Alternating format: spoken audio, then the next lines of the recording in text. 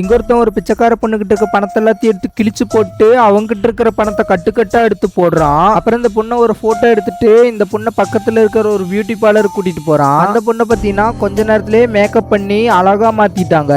இவன் இதெல்லாம் ஏன் பண்றான்னு பாத்தீங்கன்னா அவங்க ஊர்ல ஒருத்தர் பிச்சைக்காரங்களுக்கு எல்லாம் ஹெல்ப் பண்ணி நல்ல நிலைமைக்கு கொண்டு வந்துட்டு இருக்காரு. அவருக்கு பாத்தீங்கன்னா இன்னைக்கு அவார்ட் ஃபங்க்ஷனு. அவரை ஏதாச்சும் பண்ணி அசிங்கப்படுத்தணும்னு இந்த பொண்ணை கூட்டிட்டு வந்திருக்காங்க. இங்க இந்த பொண்ணு அவர் முன்னாடி நடந்து போயிட்டு வேணும்னே துணியை கீழே போட்டு அப்படியே நைஸா பேச்சு கொடுக்குறா. அப்புறம் கண்ணுல தூசி விழுந்துருச்சுன்னு சொல்லிட்டு இவரும் ஹெல்ப் பண்ணலான்ட்டு போக இந்த பொண்ணு அவரை கிஸ் பண்ணிடுறா. இதை பாத்தீங்கன்னா கரெக்டா இவனும் வந்துட்டு போட்டோ எடுத்துடுறான். அப்புறம் இவருக்கு அவார்டு கொடுக்கறதுக்காக ஸ்டேஜுக்கு கூப்பிடுறாங்க.